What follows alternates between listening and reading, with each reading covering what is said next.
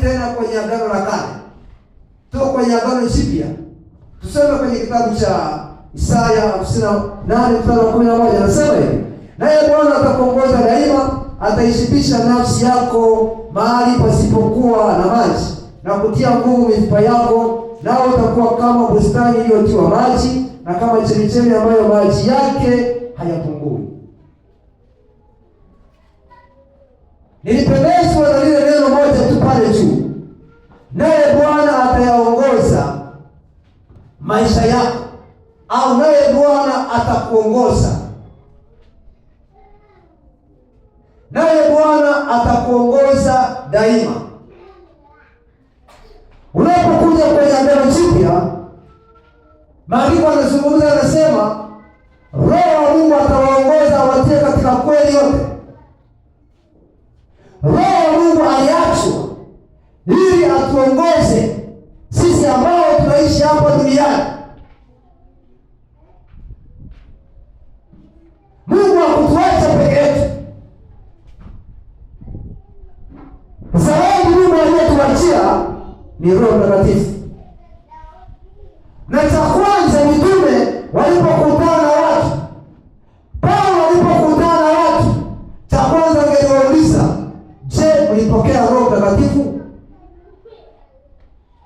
Haya ndio maswali yaliyokuwa nayo Paulo. Petro angekutana na watu waliohubiriwa na watu wengine, angewauliza, je, mlipokea Roho Mtakatifu? Kwa sababu kazi ya Roho Mtakatifu ni kutuongoza na kututia kwenye kweli yote. Amen. Ukiachilia zile kazi zingine ambazo Roho Mtakatifu anazifanya ndani ya mtu na nje ya mtu, kuna kazi ambazo Roho Mtakatifu anazifanya ndani ya mtu na kuna kazi ambazo Roho Mtakatifu anazifanya nje ya mtu. Hivi ni vitu viwili tofauti. Amen. Naomba unielewe kidogo. Karama ni kazi ambazo Roho Mtakatifu anazifanya nje ya mtu, vipawa na karama. Amen.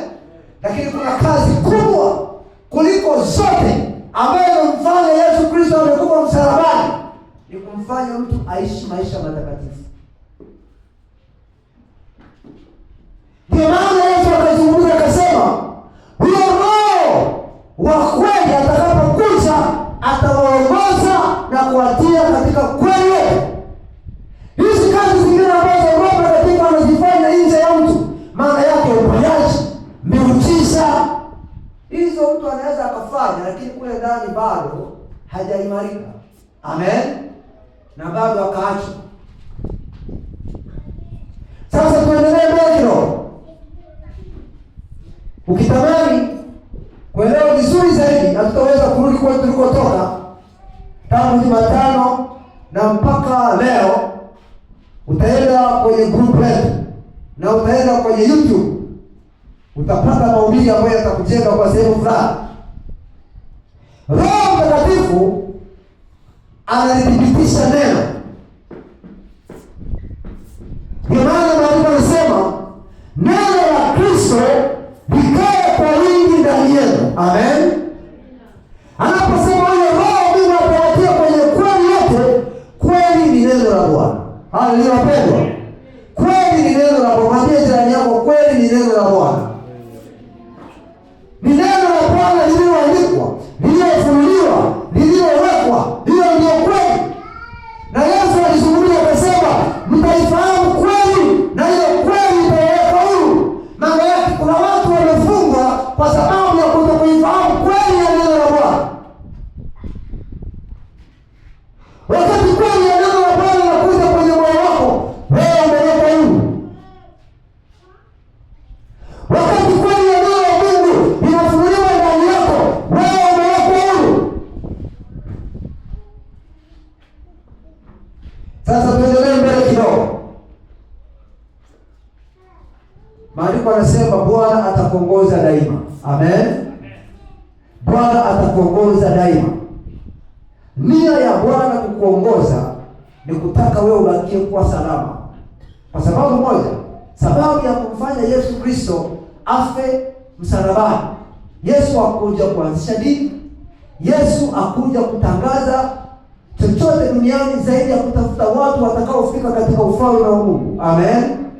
Kwa hiyo kusudi na lengo ni mimi na wewe tufike mbinguni. Haleluya wapendwa. Hata kama tunahubiriwa na mitume, tunahubiriwa na wachungaji, tunahubiriwa na manabii, tunahubiriwa na huduma zozote zile, kusudi ni mimi nifike mbinguni. Haleluya. Amen. Kama sitafika mbinguni, lengo limepotea. Haleluya. Kama sitafika mbinguni, lengo limepotea. Paulo anaandika anasema hivi, Petro, ninyi kama wasafiri na wapitaji duniani, zipingeni tamaa za mwili zinazoweza kukufanya ukashindwa kufika mbinguni. Tunasafiri. Haleluya. Tunasafiri. Na kwa sababu tunasafiri, lazima Bwana atuongoze. Kwenye ulimwengu huu uliojaa vikwazo na takataka za kila aina, ili wewe baki kuwa salama rohoni. Haleluya. Haleluya. Okay. Wakati unaposafiri barabarani, madereva wanajua. Sio kwa sababu dereva yuko tu kwenye chombo. Pamoja na kwamba dereva yuko kwenye chombo, anaendesha barabara, anaendesha gari yake, wakati mwingine yuko na pikipiki, wakati mwingine yuko na gari kubwa au gari dogo, lakini kuna alama zimewekwa barabarani. Alama zingine ziko kwenye vibao, alama zingine ziko sakafuni. Zote hizi ni kuisaidia ile gari ibakie salama na katikati ya njia inayopaswa kuipitia. Amen.